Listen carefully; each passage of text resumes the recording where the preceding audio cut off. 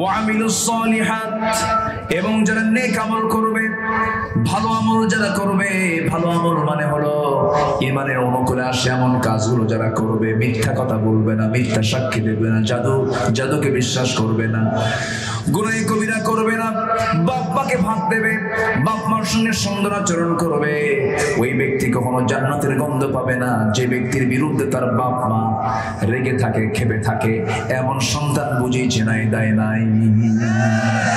বাপ মাকে ভাত দেয় না, আছে না? নাই আছে না? বাপ মাকে ভাত দেয় না, গুরুত্বই দেয় না। সেদিন একটা চিঠি আসছে, বুঝলেন, মুরব্বী, আমার মঞ্চে এক মুরব্বী চিঠি দিয়েছে আমাকে, মহিলার লেখা, ৭০ বছরের একজন বুড়িমা, তিনি আমাকে চিঠিতে লিখছেন, ভাঙ্গা ভাঙ্গা, মানে তার হাত কাঁপা লেখাটা, হাত কাঁপা লেখা। সালাম দিয়ে বলতেছে, হুজুর আমার বয়স ৭০ বছর, আমার 4টা ছেলে, একটা মেয়ে, মেয়েকে বিয়ে দিছে হুজুর, আমার 4টা ছেলে আমার সাথেই তারা থাকে, আশপাশেই তাদের 4 জনের 4টা ঘর, তারা পৃথক। হুজুর আমাকেও পৃথক করে দিয়েছে। আমার এই ৭০ বছর আমি নিজের রান্না নিজে করে খাই। আমরা কি জাতিকে শিক্ষিত করলাম? আমরা জাতিকে কি শিখালাম? ৭০ বছরের একজন বৃদ্ধা নারী একাকি ওই বয়সে রান্না বান্না করে খান, আর আশেপাশের সন্তানগুলো একা একা তারা বসে বসে খায়। এগুলো কি সুসন্তান? আসলে কি সুসন্তান? সভ্য না অসভ্য? অসভ্য। এই সমস্ত নজির শুধু এক এলাকা না, সব এলাকাতেই আছে না নাই? আসতে বলবেন না, আছে না নাই? আমার মা যদি 5টা ছেলে মেয়েকে একসাথে যদি বড় করতে পারেন, আর আপনারা 5 জন মিলে একজন মাকে কেন দেখতে পারবেন না?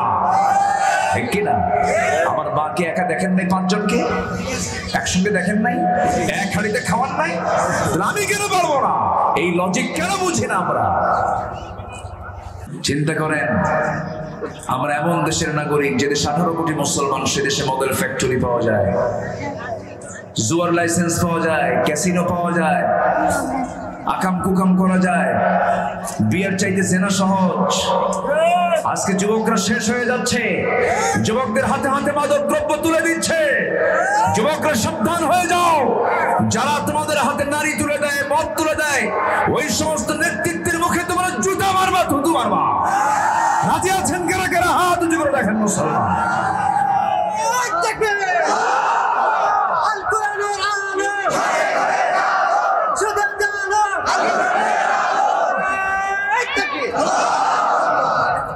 আল্লাহ তুমি সবাইকে বোঝার তৌফিক দাও। জোরে বলি আমিন, আরো জোরে আমিন। আমরা 4টা কাজ আজকে আমরা শিখে যাব। 1 নম্বর হলো আমরা ঈমান আনবো। কি আনবো বলেন তো? ঈমান। ঈমান আনা মানে হচ্ছে কি জানেন? আমার ইচ্ছায় আমি চলতে পারবো না, আমি চলবো কার ইচ্ছায়? বলেন, কার ইচ্ছায় চলবো? আমি আমার আইনে চলতে পারবো। আমি কার আইনে চলবো? মাহফিল আসছেন, রাস্তার কোন দিক দিয়ে? বাম দিক দিয়ে না ডান দিক দিয়ে? কই, ডান দিক দিয়ে। ডান দিক দিয়ে আসলে আপনি এখানে আসতে পারতেন, অ্যাক্সিডেন্ট করতে। আসছি আমরা বামে না ডানে? বামে। আল্লাহ বলতে চলতে বলেছেন কোথায়? ডানে। তাহলে ডানে চলার জন্য আপনি এখানে ওয়াজ করে এটা বন্ধ করতে পারবেন না? মূল জায়গায় বন্ধ করতে হবে, মূল জায়গায়। শুধু একটা এক্সাম্পল দিলাম। তাহলে আমার বন্ধুগণ, আমি ইমানদার, আল্লাহর আইনকে যদি আমি মেনে নিতে হয়, মেনে চলতে হয়, আমি চাইলেও পারবো না, কারণ সেই পরিবেশটা তো আসে নাই। সেই পরিবেশ সৃষ্টি করার জন্য আমার নবীজি মক্কায় 13 বছর চেষ্টা করেছেন, মক্কায় 13 বছর সাধনা করেছেন, দাওয়াতি কাজ করেছেন, মদের বোতল বন্ধ করার চেষ্টা করেছেন, জিনার কারবার বন্ধ করার চেষ্টা করেছেন। ওই আরবের কুরাইশরা এত জঘন্য ছিল যে তারা মূর্তির পূজা করতে করতে মূর্তিগুলোকে শেষ পর্যন্ত আল্লাহর ঘরের মধ্যে ঢুকায় দিয়েছিল। যেরকম নাউজুবিল্লাহ। আমার নবীজি একদিন কাবার চত্বরে দাঁড়ায় আছেন, মন খুব চাইলো যে আমি একটু কাবার ভিতরে আজকে ঢুকবো, কাবার ভিতরে ঢুকবো, কিন্তু কাবার একটা দরজা আছে না? কাবার ঘরের দরজা কয়টা? সমস্যা? আচ্ছা, কাবার ঘরের দরজা কয়টা বলেন তো? আল্লাহ তুমি সবাইকে জীবনে একবার দেখার তৌফিক দিয়ে দাও। কেউ তো জোরে বললেন না আমিন? আরো জোরে আমিন। যাবেন, নিয়ত করবেন, যাওয়া হবে। এক রিক্সাওয়ালা 2017 সালে আমি গিয়েছি হজে, এক রিক্সাওয়ালা আমার দেখে দূর থেকে দৌড় মেরে আমাকে জড়ায় ধরছে, হুজুর আমি হজে আসছি, আমি দেশে রিক্সা চালাই। তো বলো রিক্সা চালান, আপনি হজে আসলেন কি, আপনি এত টাকা খরচ করে? হুজুর আমি 20 বছর যাবত প্রত্যেক দিন কিছু কিছু টাকা জমাতাম, জমায়া টাকাটা ফিল আপ করে জমা দিছি, টাকার দিকে তাকাই নাই, আমি আগে আল্লাহর ঘরে আসবো, চলে আসছে হজে। সুবহানাল্লাহ বলবেন না? কি টার্গেট তার! আর আমার দেশে বহু শিল্পপতি আছে, হাজার কোটি টাকার মালিক, হজে যাওয়ার নসিব নাই। আছে না নাই? ইউরোপে যায়, আমেরিকা যায়, স্ট্যাচু অফ লিবার্টি দেখতে যায়, সিডনি দেখতে যায়, কত কি দেখতে যায়, কিন্তু তার নসিব হয়নি যে সে কেমন করে আল্লাহর ঘরটা দেখবে। আমার বন্ধু কষ্ট পাচ্ছেন না তো আপনারা? বলি আলহামদুলিল্লাহ। তো আল্লাহর ঘর, ওই কাবার দরজার সংখ্যা মোট কয়টা? একটা দরজা। সেই দরজার ঠিক সামনের ঘরটাই ছিল আমার নবীর ঘর। যেরকম সুবহানাল্লাহ, আমার নবীর ঘর আর আল্লাহর ঘর কাবা, তার দরজা বরাবরই ছিল আমার নবীজির ঘর। আমার নবীজি সেই ঘরে ঢুকবেন, এই চিন্তা করতেছেন যে আমি এই ঘরে ঢুকবো কেমনে, ঢোকার তিনি ইরাদা করছেন। এমন সময় আমার নবীজি দরজার কাছাকাছি চলে গেছেন, দরজায় তিনি ঢুকবেন। এমন সময় যখন তালা দেখলেন, সেই তালার চাবিওয়ালার কাছে চলে গেলেন, চাবিওয়ালাকে সামনে ডেকে নিয়ে বললেন, চাবিওয়ালা ওসমান বিন তালহা, আমাকে কাবার চাবি ঠিক সময়ের জন্য দিবা নাকি? সঙ্গে সঙ্গে বলতেছি, আমি তোমাকে কাবার চাবি দিতে পারবো না। একটা ধাক্কা মেরে রাসূলকে ফেলে দিল। রাসূল আস্তে করে সেখান থেকে আবার উঠে দাঁড়ালেন, মুস্কি একটা হাসি মারলেন, মুস্কি হাসি মেরে বললেন, ওসমান বিন তালহা, তোমাদের আজকে দাপট আছে, তোমাদের আজকে চরম শক্তি আছে, সেই শক্তির বই প্রকাশ ঘটায় তুমি আমাকে ধাক্কা মেরে জমিনে ফেলে দিয়েছো, ভালো কথা, আমি কোনো কষ্ট অনুভব করলাম না। কিন্তু একটা কথা জেনে রেখে দিও, আজকে আমি তোমার কাছ থেকে কাবার চাবিটা চাইলাম, দিলা না। কিন্তু তুমি কি জানো ওসমান রে, ওই চাবি একদিন আল্লাহ তাআলা আমার হাতে তুলে দিবে। সুবহানাল্লাহ। এই কথা বলা মাত্র ওসমান বিন তালহা কাঁপতেছে, কারণ রাসূল যা বলেন এটা কখনো মিথ্যা হতে পারে। সবাই তো আমার দিকে চায় থাকে না, এই কি চলতেছে ওটা? আচ্ছা থাক না, চালাক ওরা ওদের মতো করে একটু চালাচ্ছে, 2-1 মিনিটের মধ্যে শেষ করে দিয়ে ওটা। এটা হলো ড্রোন দিয়ে তারা একটু রেকর্ড করছে, আপনাকে নিচ্ছে তারা মাহফিলের চিত্রকে চিত্রায়িত করার জন্য তারা এটা করছে। তো ওইদিকে ও যা করে করুক, ও আপনার উপরে হামলা করবে না। এই ড্রোন হামলা না, এই ড্রোন ভিডিও করার জন্য। তো আপনি আমার দিকে চেয়ে থাকেন, আমার দিকে তাকান, তারা মাহফিলের সৌন্দর্য বৃদ্ধির জন্য একটা কাজ করছে, এটাকে স্বল্প সময়ের মধ্যে শেষ করে দেবে। আমার দিকে তাকান, প্রযুক্তি এখন কত দিকে যায় দেখেন, ও কিন্তু ওর হাতের মধ্যে রাখছে, কোথাও পড়বেও না। এটা যেখানে যাক পালাতে পারবে না, সে তার কাছে আবার ফিরে আসবে। আমার দিকে তাকান। আমার নবীজি যখন এই কথা বলছেন যে ওই চাবি আমার হাতে চলে আসবে, তাহলে এটা কি মিথ্যা না সত্য বলেন তো? শুধু সত্য না, মহাসত্য। আমার নবীজির এই বক্তব্য শোনার সঙ্গে সঙ্গে ওসমান বিন তালহা এসে বলতেছে, শোনো মুহাম্মদ, আমি তোমাকে এই চাবিটা দেব, সত্য হলো আবু জেহেলের কানে যেন এই কথাটা না যায়। কার কানে না যায়? আবু জেহেল শুনলে আমার একটু সমস্যা হবে, কারণ ও তো উচ্ছৃঙ্খল। এরকম আবু জেহেল মার্কে তো এখন আসে না নাই? জিনিস নিয়ে জিনিসের দাম দেয় না, এরকম ছেঁচড়া মার্কে নেতা নাই? আছে কিনা? আবু জেহেল এগুলো করতো। আবু জেহেল কোন জিনিস নিয়ে জিনিসের দাম নিত না, এই টাইপের চরিত্র তার মধ্যে ছিল। এই উচ্ছৃঙ্খল আবু জেহেল এক সাহাবীর কাছ থেকে 1 বস্তা আটা নেয়, আটার দাম দেয় না। সেই সাহাবী এসে বলেন, হুজুর আমি তার কাছ থেকে আটার দাম পাবো, কিন্তু আটার দাম দেয় না। কিন্তু তুমি চাইছো কেন? একদিন চাইলাম বললো অমুক দিন আসিস, আরেকদিন চাইলাম বললো তুই কি টের পাস না, তোকে দেবো কি দেবো না? এরকম আছে কিনা বলেন? শেষ পর্যন্ত নবীর কাছে গিয়ে আর্জি করলেন। রাসূল বলেন, ঠিক আছে চলো। আমার নবী যেবার চলে আসছেন আবু জেহেলের বাড়িতে, দরজায় ডাক দিয়ে বলেন, চাচা এই সাহাবীকে আপনার কাছ থেকে কিছু লেনদেন আছে নাকি, পাবে নাকি? হ্যাঁ বাবা পাবে তো, সে আমার কাছ থেকে 1 বস্তা আটার দাম পাবে, দিয়ে দেন। অবশ্যই দিচ্ছি বাবা, এক্ষুনি দেবো। আমার নবী আশ্চর্য হয়ে যাচ্ছেন, এত বড় পিসাব কেমন হয়ে গেল, যা করি তাই শোনে। আমার নবীজি বলেন দিয়ে দেন। বাবা শুধু দাম দেবো না, সিন্ধুকের চাবি সহ দেব, শর্ত হলো তুমি বাঘ ঠেকাও। আমার নবীজি পিছনের দিকে তাকায় দেখেন ফেরেশতা বাঘের আকৃতি নিয়ে হা করে আছে। সুবহানাল্লাহ বলবেন না? জোরে বলেন সুবহানাল্লাহ। দুটো বড় আসছে, একটা উটের আকৃতির কথা আসছে, আর একটা হচ্ছে বাঘের আকৃতির কথা আসছে, হাদিসে আসছে। এই ছিল আবু জেহেল। তো এই চাবিওয়ালা বলতেছে আমি আপনাকে চাবি দিচ্ছি, কিন্তু আবু জেহেল যেন না জানে। আমার নবীজি কাবার চাবিটা হাতের মধ্যে নিলেন, নিয়ে দরজার কাছে গেলেন, দরজা খুললেন। দরজা খুলে ভিতরে ঢুকে দেখেন একটা নয়, দুইটা নয়, তিনটা নয়, 360টা মূর্তি ওই কাবার মধ্যে তারা সাজিয়ে রেখেছে। লাত, মানত, উজ্জা, হবল সব সহ সবগুলো ওই জায়গায় যখন তারা ওইভাবে সাজিয়ে রেখেছে, আমার নবীর মধ্যে রাগ উঠে গেছে। কারণ আমার নবীর রক্তের মধ্যে ইব্রাহিমের রক্ত আছে না নাই? বলেন, আসতে বলবেন না আছে না নাই? নবীজি এত খেপে গেলেন, মনে মনে চিন্তা করলেন এটা ভেঙ্গে চুরমার করে ফেলবো। আমার নবীজি সবগুলোকে ভেঙ্গে আল্লাহর ঘর মূর্তি মুক্ত, শিরক মুক্ত রাখার জন্য বারবার চিন্তা করছেন ভেঙ্গে ফেলবেন, কিন্তু মনে মনে চিন্তা করলে হচ্ছে না। কারণ নবীজি চাচ্ছেন ঘর থেকে সমস্ত মূর্তিগুলো সরাতে, কিন্তু আবু জেহেল এটা রাখতে চায়। কারণ সেই সময় ক্ষমতার চেয়ারে বসে আছে রাসূল, না আবু জেহেল? কে বসে আছে বলেন? আবু জেহেল। আমার নবীজি পারলেন না।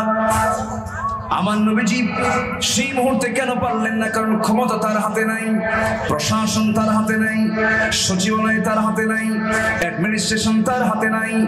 নবীজি আস্তে করে সেই জায়গা থেকে বের হয়ে আসলেন, আল্লাহর কাছে দোয়া করতে লাগলেন, রব্বি আদখিলনি মুদখালা সিদকিন ওয়া আখরিজনি মুখরাজা সিদকিন ওয়াজআলনি মিন লাদুনকা সুলতানান নাসীরা। আয় আল্লাহ তাআলা তুমি আমাকে রাষ্ট্রীয় ক্ষমতা দিয়ে দাও, আল্লাহ তুমি আমাকে একটা নিরাপদ রাষ্ট্রীয় ক্ষমতা দিয়ে দাও। আল্লাহর কাছে এই দোয়াটা করলেন। কিন্তু আমার ভাইয়েরা একটা কথা কিন্তু বলে রাখছে আগে, নবীজি বলেছিলেন ওসমান ওই কাবার চাবি কিন্তু আমার হাতে একদিন চলে আসবে। কেমন করে নবীর হাতে কাবার চাবি চলে আসলো শুনবেন না? আসতে কয় শুনবেন না? সময় লাগবে যে, আমাকে সময় দেবেন তো ইনশাআল্লাহ? জোরে বলি ইনশাআল্লাহ। আজান কিন্তু হয়ে গেছে আবার। আচ্ছা দেখা যাক, আজান কিন্তু হয়ে গেছে। এখন কেউ এটা ভাববেন না যে আমি এমন হুজুর যে নামাজ ছাড়া ওয়াজ করবো, এটা ভাবতেছেন নাকি আপনারা? এরকম কিন্তু আমার দেশে বহু আছে, যে এমন বহু হুজুর আছে মানে নামাজ লাগে না, আছে না? দরবার আছে না? এরকম দরবার আছে না? মুরিদ হবেন, বাস গরু একটা পাঠায় দিবেন, আপনি জান্নাত পেয়ে গেছেন। যেরকম নাউজুবিল্লাহ। নামাজ আমরা পড়বো, একটু বিলম্বে পড়বো। নামাজটা আমরা শেষেও পড়বো না, প্রথমে পড়বো না, মাঝামাঝি সময় আমি পড়বো। নামাজ কখন পড়বো এটার দায়িত্ব আপনি আমার উপরে দিয়ে দেবেন। বাস, আর কি কোনো টেনশন আছে আপনাদের? বাস, কেউ নড়বেন না, চড়বেন না। কারণ নামাজ, যারা নামাজি না, আজান হলে ছটফট করে। এটা আমারও ক্ষেত্রে, সবার ক্ষেত্রেই। নামাজ আর আজান হলে এটা ছটফটানি শুরু হয় যে নামাজটা কখন পড়বো। তো এটার দায়িত্বটা আপনি আমাকে দিয়ে দেন। আমি অবস্থা বুঝে, মুক্তাজায় হাল, প্রয়োজনের পরিপ্রেক্ষিতে সবকিছু আমি বুঝে শুনে আমি মোনাজাতের দিকে চলে যাব। প্লিজ একটা লোক উঠবেন না। আমরা শুরু করেছি নাহমাদুহু দিয়ে, শেষ করবো কি দিয়া? দোয়া দিয়ে। বলুন শেষ করবো কি দিয়া? দোয়া দিয়ে। এরপরে দেন নামাজ আমরা চলে যাব। সবাই আমরা বসুন, আমরা এই 4টা কথা আমরা শিখে, 4টা আমল, 4টা এই গুণের কথা শিখে আমরা আমলের নিয়তে শুনবো। এরপর আমরা বিদায় নেব। জোরে বলে ইনশাআল্লাহ। 1 নাম্বার হলো ঈমান। 1 নাম্বার কি বলেন? ঈমান। কিন্তু সেই ঈমানটা হতে হবে ক্যান্সার ঈমান না, ক্যান্সার মুক্ত ঈমান। ক্যান্সারওয়ালা না ক্যান্সার মুক্ত? মানুষের দেহে ক্যান্সার হয় না? ক্যান্সারওয়ালা দেহ আছে, আবার ক্যান্সার ছাড়া দেহ আছে। এখানে যারা বসে আছে আমাদের থেকে আরো ক্যান্সার নাই, তাই না? আমরা ভালো আছি, সুস্থ, কিন্তু ক্যান্সার আক্রান্ত রোগী আছে না নাই? বলুন তো, এটা কি বিপদ না? আমরা নিরাপদে আছে, কিন্তু উনি কি আছে? বিপদে আছে। তো ঈমানের একটা ক্যান্সার আছে। ঈমানের ক্যান্সার এত থাক না, এত প্রশ্ন উত্তর দেবো কেমনে আমার বন্ধুগণ? তো ঈমানের যে ক্যান্সার, সে 1 নম্বর ক্যান্সার হলো, যদি কোনো ঈমানদার শিরকের কাছে জড়িত হয়ে পড়ে, আল্লাহ তাআলা তার এই গুনাহ কখনো মাফ করবেন না। এই যে বরাত চলে গেল, লাইলাতুল নিসফি শাবান চলে গেল, আল্লাহ বলছেন আমি সবাইকে মাফ করব, কিন্তু দুজনকে মাফ করব না। একটা হলো যারা শিরিক করবে তাদেরকে মাফ করব না, আরেকটা হলো যারা হিংসুক, যারা কি মুশাহিদ হাসিদ, হিংসুক যারা, তাদেরকে মাফ করা হবে না। হিংসা করার মতো লোক তো জেনে দেয় নাই, আছে নাকি? হিংসা করা যাবে না। একজন জমি কিনতেছে, আপনি হিংসায় শেষ হয়ে যাচ্ছেন না, আল্লাহ সে সম্পদ বানাচ্ছে, আল্লাহ তুমি আমারও সম্পদ দাও। একজন গ্রামের একটা ছেলে বড় অফিসার হয়ে গেছে, ভালো পদে চলে গেছে, আপনি তার জন্য দোয়া করেন, কিন্তু ও বড় হয়, ও উপরে ওঠে, আর এদিকে ওই হিংসা ঘুম হয় না। আছে না নাই? আছে কিনা বলেন? এটার নাম হিংসা। এই হিংসুক এবং মুশরিক, এই দুজনকে আল্লাহ তাআলা মাফ করবেন না শবে বরাতের রাত্রিতে। এটা বিশাল ব্যাপার কিন্তু। এই জন্য ইমানের ক্যান্সার হলো শিরক। এই শিরক মুক্ত জীবন আমরা গড়বো, জোরে বলি ইনশাআল্লাহ। শনিবারে বাস কাটা যাবে না, মঙ্গলবারে বিয়ে হওয়া যাবে না, এগুলো আছে না নাই বলেন তো? আছে। এগুলো কিসের কথা বলেন তো? শিরকের কথা। আমার বন্ধুগণ, ওয়ামিলুস সলিহাত, এবং যারা নেক আমল করবে, ভালো আমল যারা করবে, ভালো আমল মানে হলো ইমানের অনুকূলে আসে এমন কাজগুলো যারা করবে। মিথ্যা কথা বলবে না, মিথ্যা সাক্ষী দেবে না, জাদুকে বিশ্বাস করবে না, গুনাহ কবিরা করবে না, বাপ মাকে ভাত দেবে, বাপ মার সঙ্গে সুন্দর আচরণ করবে। ওই ব্যক্তি কখনো জান্নাতের গন্ধ পাবে না। যে ব্যক্তির বিরুদ্ধে তার বাপ মা রেগে থাকে, ক্ষেপে থাকে, এমন সন্তান বুঝেই চেনাই দেয় নাই। বাপ মাকে ভাত দেয় না, আছে না নাই? আছে না? বাপ মাকে ভাত দেয় না, গুরুত্বই দেয় না। সেদিন একটা চিঠি আসছে, বুঝলেন, মুরব্বী, আমার মঞ্চে এক মুরব্বী চিঠি দিয়েছে আমাকে, মহিলার লেখা। ৭০ বছরের একজন বুড়িমা, তিনি আমাকে চিঠিতে লিখছেন, ভাঙ্গা ভাঙ্গা, মানে তার হাত কাঁপা লেখাটা, হাত কাঁপা লেখা। সালাম দিয়ে বলতেছে, হুজুর আমার বয়স ৭০ বছর, আমার 4টা ছেলে, একটা মেয়ে, মেয়েকে বিয়ে দিছে হুজুর, আমার 4টা ছেলে, আমার সাথেই তারা থাকে, আশপাশেই তাদের 4 জনের 4টা ঘর, তারা পৃথক। হুজুর আমাকেও পৃথক করে দিয়েছে। আমার এই ৭০ বছর আমি নিজের রান্না নিজে করে খাই। আমরা কি জাতিকে শিক্ষিত করলাম? আমরা জাতিকে কি শিখালাম? ৭০ বছরের একজন বৃদ্ধা নারী একাকি ওই বয়সে রান্না বান্না করে খান, আর আশেপাশের সন্তানগুলো একা একা তারা বসে বসে খায়। এগুলো কি সুসন্তান? আসলে কি সুসন্তান? সভ্য না অসভ্য? অসভ্য। এই সমস্ত নজির শুধু এক এলাকা না, সব এলাকাতেই আছে না নাই? আসতে বলবেন না, আছে না নাই? আমার মা যদি 5টা ছেলে মেয়েকে একসাথে যদি বড় করতে পারেন, আর আপনারা 5 জন মিলে একজন মাকে কেন দেখতে পারবেন না? ঠিক কিনা? আমার মাকে একা দেখেন নাই, 5 জনকে একসঙ্গে দেখেন নাই, এক হাড়িতে খাওয়ান নাই, আমি কেন পারবো না? এই লজিক কেন বুঝি না আমরা? বুড়াকালে বাপ মা ভাগাভাগি করে দেয়। 4টা ছেলে, ওতে 7 দিন খাবে, ওতে 7 দিন খাবে, ওতে 7 দিন খাবে। কি আছে নাকি? এগুলো আছে না নাই?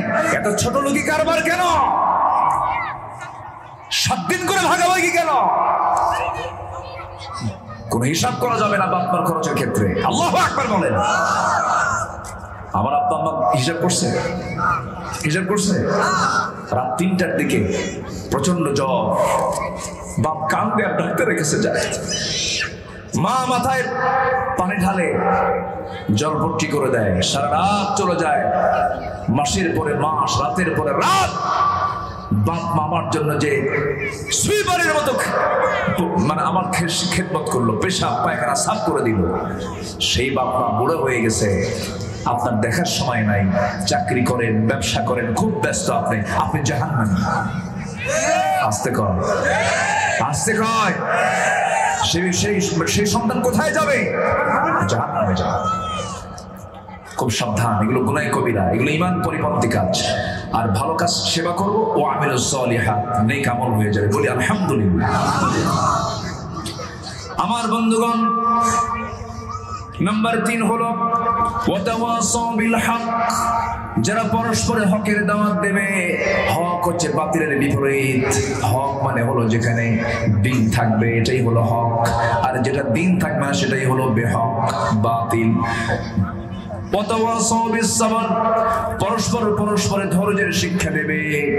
ধৈর্য ছাড়া কিছুই টেকে না, ধৈর্য ছাড়া ব্যবসা হয় না, ধৈর্য ছাড়া পরিবার হয় না, ধৈর্য ছাড়া দেশ চালানো যায় না, ধৈর্য ছাড়া কোনো কিছুই করা যায় না। রেগে যাবেন তো হেরে যাবেন, দেখবেন কিছু কিছু, জাস্ট একটা উদাহরণ দিচ্ছি আমি, এমনও কিছু পুরুষ আছে বউকে সকাল বিকাল তালাক মারে, আছে না নেই বলেন? ওর মধ্যে ধৈর্য আছে? ধৈর্য আছে বলেন তো? ধৈর্য নেই। মালয়েশিয়া থেকে ভিডিও কলে ফোন দেয়, ভিডিও কলে ফোন দিয়ে বউয়ের সঙ্গে গল্প করতেছে, গল্প করতে করতে করতে করতে লাগছে গন্ডগোল, যা 100 তালাক দিয়ে দিলাম। কত তালাক দিছে? 100 তালাক। 100 তালাক দিয়ে পরে ফোন দিয়ে বলে, হুজুর কাম তো সারছি। কি হুজুর তালাক দিছে 100? কি 100 তালাক হয়? আত্মদা খুবার রাতান। তুই আপনি এরকম করছেন কেন? তালাক নামে একটা সূরা আছে, তালাক পড়ে নেন। সূরা তালাক আছে না, একটা সূরা নাম আছে না সূরা তালাক? ও 100 তালাক দিয়ে দিচ্ছে। হুজুর তালাক তো দিছি বউরে, সাথে শাশুড়ি শুদ্ধ তালাক দিচ্ছে। শাশুড়িকে তালাক দিলেন কেন? কোটার উপর রাগ বেশি আমার, আরো খালি পেঁচ লাগায়, দেখছেন রাগ। পরে আবার বলে, হুজুর একটা প্রশ্ন করে, কি রাগের মাথায় তালাক দিলে কি তালাক হয়? উল্টা আবার প্রশ্ন করে, আচ্ছা কেউ কি মহব্বত করে বউকে তালাক দেয়? যে বউ এদিকে আসো, শোনা, রাগ করো না, তোমার না তালাক দিলাম, এরকম করে তালাক দেয় কে? তালাক কি মহব্বত থেকে হয় না রাগ থেকে হয়? এলে বেকুব না বলেন তো? আল্লাহ তাআলা বলছেন, অথবা সবে সাবর, ধৈর্য ধরো, সবর, কথাকে হজম করো। পরিবার করবে, ধৈর্য ধরতে হবে। ব্যবসা করবে, ধৈর্য ধরতে হবে। ঈমানটাকে টিকে রাখতে চাও, ধৈর্য ধরতে হবে। আল্লাহু আকবার বলে। এই 4টা কাজ যারা করবে, আল্লাহ বলছেন এরা ক্ষতির মধ্যে যাবে না, এরা জান্নাত পেয়ে যাবে। জোরে বলি সুবহানাল্লাহ। প্রথম থেকে এ পর্যন্ত যে কথাগুলো বলেছি সবার মনে আছে? রমজান মাসে কি শিখবো আমরা বলেন? বলেন বলেন, কি শিখবো আমরা? আমি এটাও বলে যেতে চাই, এই পুঁটিমারি না, পুঁটিমারি গ্রাম হবে বেনামাজি মুক্ত গ্রাম, ঠিক আছে না? হিন্দু ভাইরা তো আসেনি, তা তো ঠিকই আছে, তারা তো থাকবেনি, তাদের আমি তো তার বলি নাই, আমি কি তামিন করছি? তাদের ধর্ম তারা পালন করবে, তাদের মন্দিরে আমরা পাহারা দেব, কোনো সমস্যা নেই, ঠিক কিনা বলেন? ইসলামে বলেছে তো। কিন্তু আমার এই গ্রামে যে মুসলমান বসবাস করবে, আমি গ্রামবাসী, আমি যদি গ্রামের লোক, আমার দায়িত্ব আছে না নাই? মানুষকে দিনের দাওয়াত দিতে হবে। হায়ানিয়া না বেহায়ানিয়া? হায়ানিয়া। হায়ানিয়া দাওয়াত দিতে পারবেন? দুদিন দাওয়াত দিলে বলবে, এই টিয়া তোমার বলিস কেন? দাওয়াত দেব আমরা হায়ানিয়া না বেহায়ানিয়া? বেহায়ের মতো দাওয়াত দিতে হবে। ভাই নামাজ পড়, না পড়বো না, পড়। আরেকদিন বলবেন, ভাই পড়, তোরে কইছি না বলবি না, না তুই পড়। কি কথা কি বুঝতেছেন?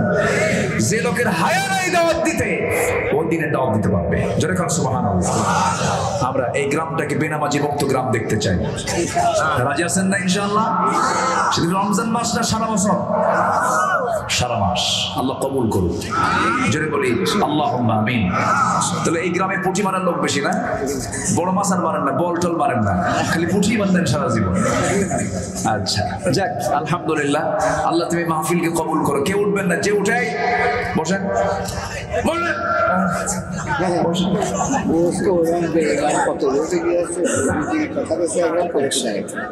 জি বসেন, একটু বসেন, কেউ উঠবেন না। আমি খুবই আনন্দিত যে একটা লোক ওঠেন নাই, বলি আলহামদুলিল্লাহ। আমরা একসঙ্গে দোয়া করবো, এখানে নামাজও হবে। নামাজ পড়বেন না সবাই? পড়বেন না? ওয়াজ শোনা কি ফরজ? ওয়াজ শোনা কি ফরজ? ওয়াজ শোনা, হ্যাঁ, ইলম হাসিল করা ফরজ, ঠিক আছে। কিন্তু আপনার আজকে মাহফিলে যদি আপনার নাও আসতেন গুনাহ হতো না। কিন্তু নামাজ পড়া কি? আরো জোরে নামাজ পড়া কি? তাহলে এখানে যত লোক আছে সবার উপরে কি নামাজ কি নফল হয়ে আছে না ফরজ হয়ে আছে? পড়বেন না? আগে কি করতে হয় নামাজের আগে? ওই যে নদী আছে, নদী আছে না, জান্নাতিন তাজরি মিন তাহতিহাল আনহার, নদী আছে, ওযু করবেন, এখানে নামাজে দাঁড়াবেন। জোরে বলি ইনশাআল্লাহ। জি, আমরা আমলের নিয়তে সবকিছু করবো, আমল দোয়া করবো। তার আগ দিয়ে একটু মাহফিল কমিটির একটা আবদার সবার কাছে, মা বোনদের কাছে, যদি একটু ব্যাগ যায়, চাদর যায়, যদি একটু কিছু টাকা আপনি দেন, এটা কি লস প্রজেক্ট না লাভের প্রজেক্ট? পৃথিবীতে আমি যা করছি সব আমার লস, সব ফিরে যেতে হবে, কিন্তু এখন যা করবো এটা হচ্ছে লাভের প্রজেক্ট। আমরা কিছু দেব, জোরে বলি ইনশাআল্লাহ। ব্যাগ যাচ্ছে, চাদর যাচ্ছে, আমরা সবাই দেই, জিকির করি সুবহানাল্লাহ। সুবহানাল্লাহ আলহামদুলিল্লাহ। ভলান্টিয়ার ছাড়া কেউ উঠবেন না, ভলান্টিয়ার শুধু উঠবেন ব্যাগ নিয়ে, সবাই আমরা দেবো ইনশাআল্লাহ। আপনিও নামবেন এখানে যদি আসে কেউ ওইখানে যদি না, ঠিক আছে না মুরব্বি, আলহামদুলিল্লাহ খুব সুন্দর। জি জিকির করেন সুবহানাল্লাহ আলহামদুলিল্লাহ, আর যারা সুবহানাল্লাহ আলহামদুলিল্লাহ।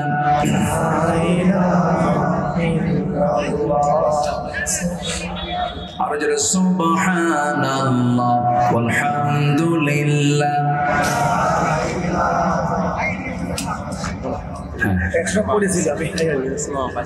ও রাস্তায় পড়েছিল 100 টাকা, কে যেন টাকা হারাইছে, এই টাকাটা টেবিলে আসছে, যদি কারো এই টাকা থাকে 100 টাকা হয় নিয়ে যায় প্রমাণ দিয়ে। 100 টাকার নোট প্রমাণ নোটের কালার ভিডিও আছে এখানে।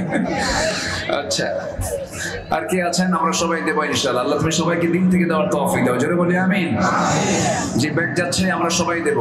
আমি খুবই খুশি, আমি খুবই আনন্দিত আপনাদের এই মাহফিলে এসে, বিশেষ করে যারা বসেছিলেন কেউ নড়াচড়া করেননি, বলি আলহামদুলিল্লাহ। একটা আদর্শ মাহফিলের বৈশিষ্ট্য আপনারা রেখেছেন। জি, আমরা যে যা পারি আমরা সবাই দেবো। জিকির করে সুবহানাল্লাহ।